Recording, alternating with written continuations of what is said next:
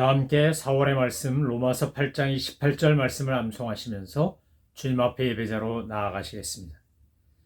우리가 알거니와 하나님을 사랑하는 자 곧 그의 뜻대로 부르심을 입은 자들에게는 모든 것이 합력하여 선을 이루느니라. 아멘. 찬송가 204장 주의 말씀 듣고서 준행하는 자는 잘 믿음의 집을 짓겠다는 다짐을 가지고 함께 찬양하시겠습니다.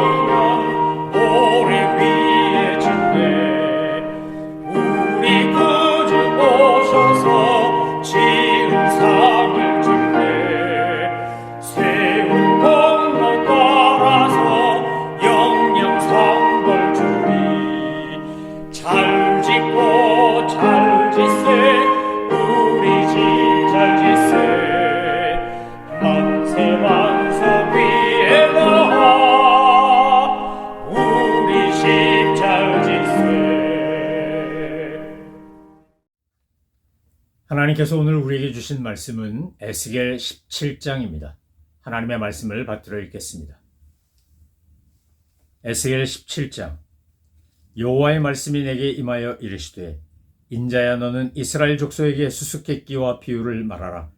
여호와께서 이같이 말씀하여 이르시되 색깔이 화려하고 날개가 크고 깃이 길고 털이 숱한 큰 독수리가 레바논에 이르러 백향목 높은 가지를 꺾되 그 연한 가지 끝을 꺾어 가지고 장사하는 땅에 이르러 상인의 성읍에 두고 그 땅에 종자를 꺾어 옥토에 심되 수양버들 가지처럼 큰 물가에 심더니 그것이 자라며 퍼져서 높지 아니한 포도나무 곧 굵은 가지와 가는 가지가 난 포도나무가 되어 그 가지는 독수리를 향하였고 그 뿌리는 독수리 아래 있었더라.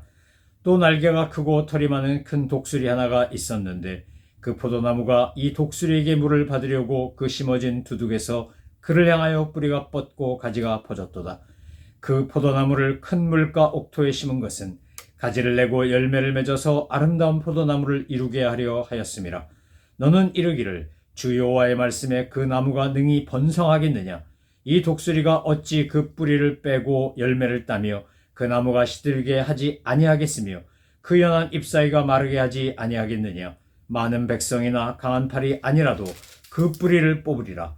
볼지어다 그것이 심어졌으나 번성하겠느냐? 동풍에 부딪힐 때 아주 마르지 아니하겠느냐? 그 자라던 두둑에서 마르리라 하셨다 하라. 여호와의 말씀이 또 내게 임하여 이르시되 너는 반역하는 족속에게 묻기를 너희가 이 비유를 깨닫지 못하겠느냐 하고 그들에게 말하기를 바벨론 왕이 예루살렘에 이르러 왕과 고관을 사로잡아 바벨론 자기에게로 끌어가고 그 왕족 중에서 하나를 택하여 언약을 세우고 그에게 맹세하게 하고 또 그 땅에 능한 자들을 옮겨갔나니 이는 나라를 낮추어 스스로 서지 못하고 그 언약을 지켜야 능히 서게 하려 하였음이거늘 그가 사절을 애굽에 보내 말과 군대를 구함으로 바벨론 왕을 배반하였으니 형통하겠느냐? 이런 일을 행한 자가 피하겠느냐? 언약을 배반하고야 피하겠느냐? 주 여호와의 말씀이니라. 내가 나의 삶을 두고 맹세하노니 바벨론 왕이 그를 왕으로 세웠거늘 그가 맹세를 저버리고 언약을 배반하였은즉 그 왕이 거주하는 곳 바벨론에서 왕과 함께 있다가 죽을 것이라. 대적이 토성을 쌓고 사다리를 세우고 많은 사람을 멸절하려 할 때에 바로가 그 큰 군대와 많은 무리로도 그 전쟁에 그를 도와주지 못하리라. 그가 이미 손을 내밀어 언약하였거늘 맹세를 업신여기 언약을 배반하고 이 모든 일을 행하였으니 피하지 못하리라. 그러므로 주 여호와의 말씀이니라. 내가 나의 삶을 두고 맹세하노니 그가 내 맹세를 업신여기고 내 언약을 배반하였은즉 내가 그 죄를 그 머리에 돌리되 그 위에 내 그물을 치며 내 올무에 걸리게 하여 끌고 바벨론으로 가서 나를 반역한 그 반역을 거기에서 심판할지며 그 모든 군대에서 도망한 자들은 다 칼에 엎드려질 것이요 그 남은 자는 사방으로 흩어지리니 나 여호와가 이것을 말한 줄을 너희가 알리라. 주 여호와께서 이같이 말씀하시되 내가 백향목 꼭대기에서 높은 가지를 꺾어다가 심으리라. 내가 그 높은 새 가지 끝에서 연한 가지를 꺾고 높고 우뚝 솟은 산에 심되 이스라엘 높은 산에 심으리니 그 가지가 무성하고 열매를 맺어서 아름다운 백향목이 될 것이요 각종 새가 그 아래에 깃들이며 그 가지 그늘에 살리라. 들의 모든 나무가 나 여호와는 높은 나무를 낮추고 낮은 나무를 높이며 푸른 나무를 말리고 마른 나무를 무성하게 하는 줄 알리라. 나 여호와는 말하고 이루느니라 하라. 아멘.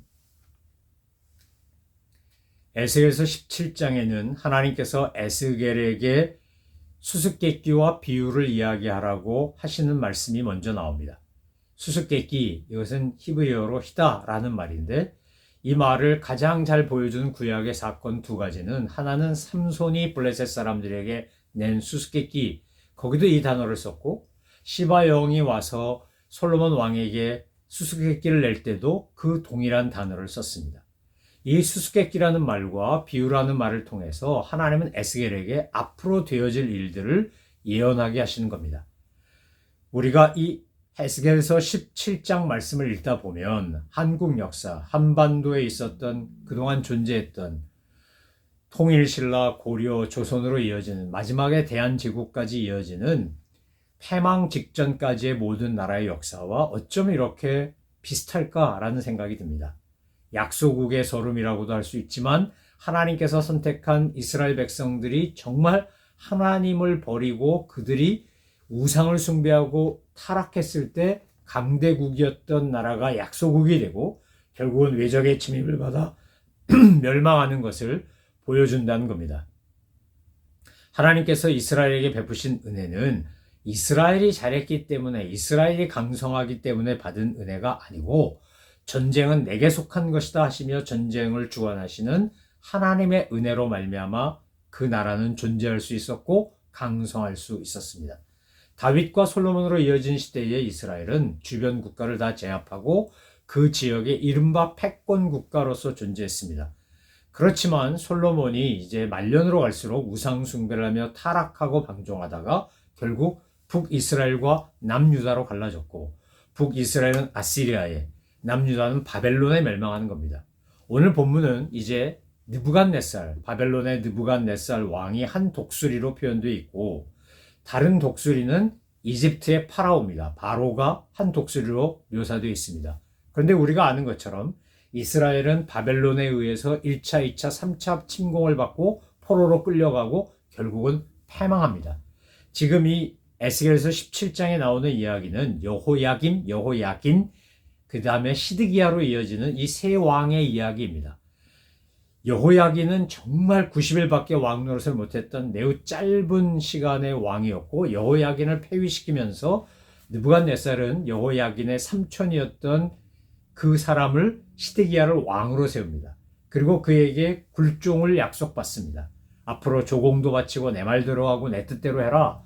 예전에 마치 우리나라 통일신라, 고려, 조선으로 이어질 때 저 강력한 대륙 세력들에게 조공을 바치고 소위 그 나라는 황제고 여기는 임금이고 이래가지고 신하 노릇을 하면서 그렇게 나라를 유지했던 것과 비슷합니다. 그런데 오늘 본문에 보면 마치 대한제국 시절 고종 황제가 청나라, 러시아, 일본, 미국 이 네 나라 사이에서 시소처럼 왔다 갔다 하다가 그러다가 우왕좌왕하다가 결국 멸망하고 마는 이야기를 보는 것 같습니다.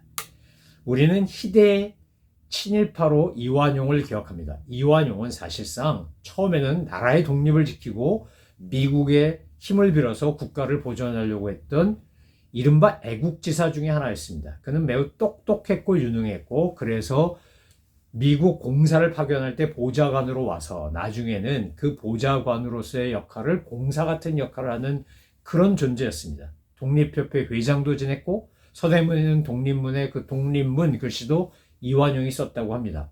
그런데 그가 왜 그렇게 충신으로 나라를 위하여 애국하던 사람이 친일파가 되었을까? 그는 결국 외세의 힘을 빌려서 나라가 유지되거나 발전할 수 없다는 것도 깨닫고 그럴 바라면 힘 있는 존재에게 붙어야 되겠다. 그래서 원래는 친미파였던 그가 친일파로 변신한 겁니다. 이토로 히로부미는 이등박문은 이 이완용을 정말 아들처럼 사랑했다 그럽니다. 이완용이 앞장서서 나중에 모든 나라의 국권을 빼앗기는 자리까지 처음에는 외교권, 행정권 다 뺏기다가 나중에 국권까지 뺏기지 않습니까?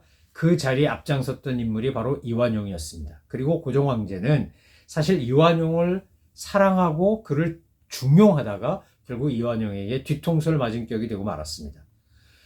에스겔서 17장을 읽다 보면 이 시드기야가 지금 바벨론 왕 느부갓네살에 의해서 왕이 되었는데 왕이 된 자기를 왕으로 세워준 느부갓네살을 배반하고 그리고 옆에 있는 또 다른 강력한 세력인 애굽, 이집트에게 도움을 요청해서 그 이집트의 힘으로 바벨론을 물리치려고 했던 그런 어리석은 짓을 하다가 그는 결국 느부갓네살에게 끌려가고 비참하게 최후를 맞이하게 됩니다.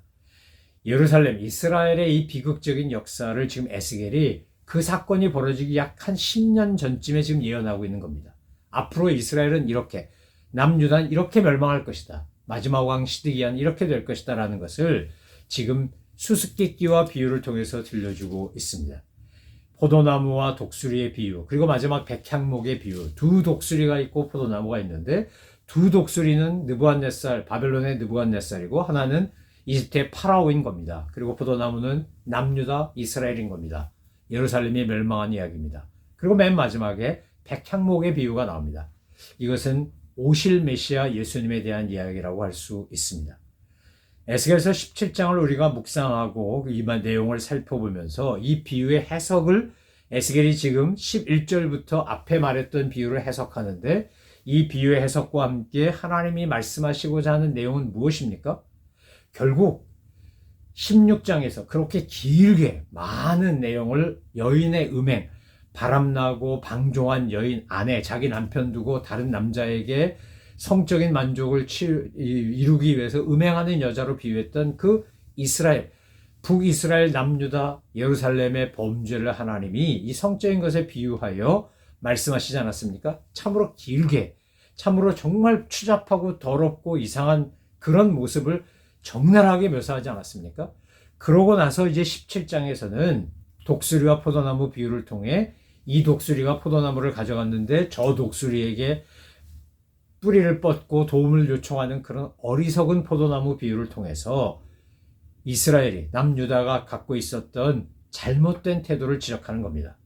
이 말씀은 오늘 우리에게 적용하면 무엇입니까? 우리가 살다가 어려움을 당하고 고통을 당하면 우리가 제일 먼저 돌아봐야 될 것은 내가 하나님 앞에 범죄한 건 없는지, 하나님이 내게 주셨던 은혜를 망각한 건 없는지, 어제 우리가 16장을 통해 살펴본 것처럼 하나님의 은혜가 있었고 하나님이 은총을 베풀어 주셨으면 그것을 우리가 잘 기억하고 망각하지 말고 감사하며 보답하며 살아가려고 해야 한다는 겁니다.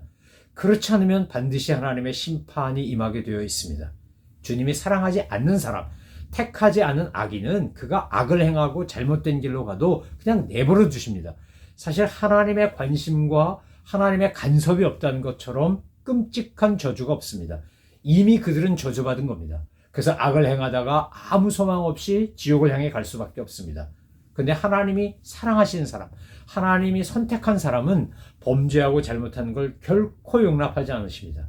그래서 삶에 간섭하시고 고난과 고통을 통해 그를 정결케 하시고 깨끗게 하시고 깨닫게 하시고 하나님 앞에서 그가 자기의 죄를 자복하고 부끄러워하도록 하나님이 만드시는 겁니다. 그런데 오늘 본문에 보면 그 당시 예루살렘에 있었던 왕을 비롯한 왕의 신료들이 기껏 생각해낸 게 뭡니까? 마치 고종황제와 대한제국 시절과도 똑같은데 우리가 어떻게 하면 하나님 앞에 범죄하고 잘못한 것을 회개하고 다시 한번 하나님의 은혜를 경험하며 주님의 도우심으로 승리할까를 꿈꾸고 노력하기보다는 이쪽 세력에게 고난을 당하니까 저쪽 세력에게 도움을 요청해서 이 외세를 통해서 이 외세를 한 외세, A라는 외세로 B라는 외세, 바벨론을 제압하려고 애굽을 동원하려고 했던 그런 어리석은 모습이 우리나라 대한제국이라고 불리웠던 마지막 패망기의 모습과 어쩌면 그렇게 닮았는지. 근데 그들만 그러는 게 아니라 오늘 우리도 하나님 앞에서 이런 모습으로 살아가고 있는 것은 아닌가 이 말입니다. 우리가 마치 이완용처럼 처음에는 독립협회 회장도 하고 독립운동하고 뭐 나라 굳건해야겠다고 그러다가 청일전쟁, 러일전쟁에서 러시아를 물리치고 청나라도 물리치고 일본이 강력한 세력을 가지는 걸 보고 더더구나 믿었던 미국이 카스라 데프트미략 그때는 몰랐지만 우리가 지금은 역사 통해서 알지 않습니까? 필리핀하고 그쪽 지역은 우리 미국이 다 차지할 테니까 일본 너는 간섭하지 말고 일본 너는 저 한반도하고 중국 침략하는 거 우리가 묵고할 테니까 뭐 대만을 먹건 어디를 먹건 그건 너희가 마음대로 해라. 이게 이른바 카스라 데프트 미략입니다. 그렇게 미략을 하고 약속을 하고 일본은 한반도를 비롯하여 대륙으로 진출하고 미국은 태평양으로 진출한 겁니다. 정치인들이 갖고 있는 계산법에 의해서 이걸 주고 이걸 얻고 하는 것을 아무것도 몰랐던 당시 대한제국의 조정은 이 눈치 보고 저 눈치 보고 여기 가고 저기 가다가 결국 어떻게 되는 겁니까? 망하고 만 겁니다. 예루살렘도 똑같은 겁니다. 하나님께서 이 사건을 통해 우리에게 말씀하시는 건 너무나 분명합니다. 우리가 정말 의지하고 붙잡아야 될 것은 결코 눈에 보이는 내 앞에 있는 어떤 돈이나 사람이나 관계나 네트워크가 아니라는 겁니다. 우리가 정말 붙잡고 의지해야 될 것은 하나님이고 하나님의 사랑과 은혜와 능력을 의지하는 겁니다. 그러기 위해서 우리가 반드시 해야 될 것, 내가 하나님 앞에 범죄하고 잘못한 것 있으면 이것을 회개하고 주님의 은혜와 자비를 구해야 합니다. 내가 나의 잘못을 인정하고 하나님 앞에 회개하며 은혜와 도우심을 구할 때 주님은 우리를 거절하지 않으신 분입니다. 주님은 이미 우리를 위하여 십자가에서 모든 것을 완성하신 분이기 때문에 그렇습니다. 그래서 지금 이렇게 포로로 끌려가고 나중에 시드기야도 끌려가고 2차 포로로 끌려갈 때 뭐 1차, 2차, 3차 3번 끌려갔는데 우리가 알고 있는 다니엘도 끌려가고 다니엘의 세 친구도 끌려가고 에스겔도 끌려가고 다 끌려가지 않습니까? 정말 쓸만한 인재와 똑똑한 미래 지도자가 될 사람들 다 잡아다가 바벨론에서 바벨론화하는 것이 당시 느부갓네살이 쓰던 정책이었습니다. 식민 지배의 전략이었습니다. 그런데 그들이 그렇게 끌려가면서도 정신 못 차리고 있으니까 하나님이 에스겔에게 그렇게 될 것을 예언하시며 정신 차리라고 하시는 겁니다. 우리가 고난이 오고 역경이 오고 시험이 오면 우리가 정신 차려야 합니다. 어웨이크닝을 해야 합니다. 그리고 하나님 앞에 나를 정직하게 들여다보고 냉정하게 자기를 평가하고 나의 부족한 것, 연약한 것, 잘못한 것이 있으면 하나님께 고백하고 용서를 구하고 은혜를 구하면 그때부터 주님은 우리를 도우시는 것입니다. 여러분, 인간의 힘을 의지하려고 하지 말고 내 생각대로 하려고 하지 말고 나를 둘러싸고 있는 상황과 조건의 변화를 통해서 내가 뭔가 문제를 해결하겠다고 하지 말고 그렇게 하려고 하면 풀리는 것 같은데 더 꼬이게 되어 있습니다. 그래서 어떻게 해야 되는 겁니까? 하나님 앞에 나아가셔야 합니다. 하나님의 은혜를 구하셔야 합니다. 주님 앞에 겸손히 죄를 자복하고 주님의 도우심을 구하면 주님은 우리를 거절하지 아니하시고 역사하시고 도우시고 보호하시고 인도하십니다. 오늘 17장을 읽다가 정말 소망의 말씀을 마지막에 주는 것은 바로 22절 이하의 내용입니다. 성경에서 한 가지, 그러면 주로 예수님을 상징하는 것이 많이 나옵니다. 모든 건 아니지만 많은 경우에 한 가지, 다윗으로부터 한 가지가 난다 이런 표현들 나오면 그것은 예수님을 의미합니다. 오늘 22절부터 24절을 보니까 높은 산, 그 백향목 꼭대기에서 높은 가지를 걷어다가 내가 그 높은 새 가지를 어떻게 한다고 우뚝 솟은 산에 심을 것이다. 그것은요, 예루살렘, 시온산을 상징하는 겁니다. 그러니까 주님께서 마지막 때에 메시아를 보내서 천년왕국이 임하게 되고 이 땅에 진정한 하나님의 은혜와 평강을 경험하게 할 거라는 겁니다. 마태복음 13장에도 보면 겨자씨 비유를 통해 주님이 말씀하십니다. 아주 보잘것없는 겨자씨 하나 심었지만 이것이 자라나서 큰 나무를 이루면 많은 새들이 와서 깃들이게 된다는 겁니다. 풀이 자라서 나무가 되는 것, 우리가 대한민국에서는 가장 쉽게 볼 수 있는 게 대나무입니다. 대나무는 원래 풀입니다. 근데 자라나면 큰 숲을 이루고 그것에 많은 그런 날짐승들이 또 들짐승들이 와서 깃들어 살 수 있는 거 아닙니까? 우리가 정말 믿음으로 하나님 앞에 나아가면 겸손하고 애통하는 마음으로 나의 죄를 고백하고 주님의 은혜를 구하며 나아가면 주님은 복을 주시고 은혜를 주셔서 큰 나무, 백향목, 아름다운 백향목을 한 가지에서 시작하는 것처럼 시작은 미약할지 모르나 주님께서 놀랍게 역사하시는 것을 경험하게 한다는 겁니다. 마가의 다락방에서 성령님의 능력과 권능을 경험했던 제자들은 불과 정말 많지 않은 소수의 사람들이었습니다. 근데 그들이 복음을 전하기 시작하니까 온 세상에 주의 복음이 충만해진 것입니다. 오늘 우리가 가진 게 없고 연약하고 부족해도 하나님의 은혜와 능력을 믿고 약속의 언약을 믿고 믿음으로 나아가면 오늘 높은 나무를 낮추시고 낮은 나무를 높이시고 푸른 나무를 마르게 하시고 마른 나무를 무성하게 하시는 하나님의 은혜가 오늘 우리에게 임할 것이고 그렇게 되면 우리는 주님의 은혜 가운데 풍성한 주님의 은총을 증거하는 주님의 거룩한 도구가 될 것입니다. 이 은혜가 오늘 저와 여러분의 삶에 넘쳐나기를 간절히 소망하며 축원합니다. 기도하겠습니다. 하나님 아버지, 자고하지 않게 하옵소서. 어리석지 않게 하여 주옵소서. 인간적인 것을 의지하지 않게 하여 주옵소서. 오직 하나님의 은혜와 능력만을 붙잡고 믿고 의지하며 주님의 도우심 가운데 주님이 행하신 놀라운 역사를 경험하며 사는 저희들 되게 하여 주옵소서. 믿음으로 겸손하게 주님만 바라보며 신뢰하며 주님과 동행하는 저희들 되게 하실 줄 믿사와 감사드리며 이 모든 말씀 우리 구주 예수 그리스도의 이름으로 기도 올려옵나이다. 아멘. 하늘에 계신 우리 아버지, 아버지의 이름을 거룩하게 하시며 아버지의 나라가 오게 하시며 아버지의 뜻이 하늘에서와 같이 땅에서도 이루어지게 하소서. 오늘 우리에게 일용할 양식을 주시고 우리가 우리에게 잘못한 사람을 용서하여 준 것 같이 우리 죄를 용서하여 주시고 우리를 시험에 빠지지 않게 하시고 악에서 구하소서. 나라와 권능과 영광이 영원히 아버지의 것입니다. 아멘.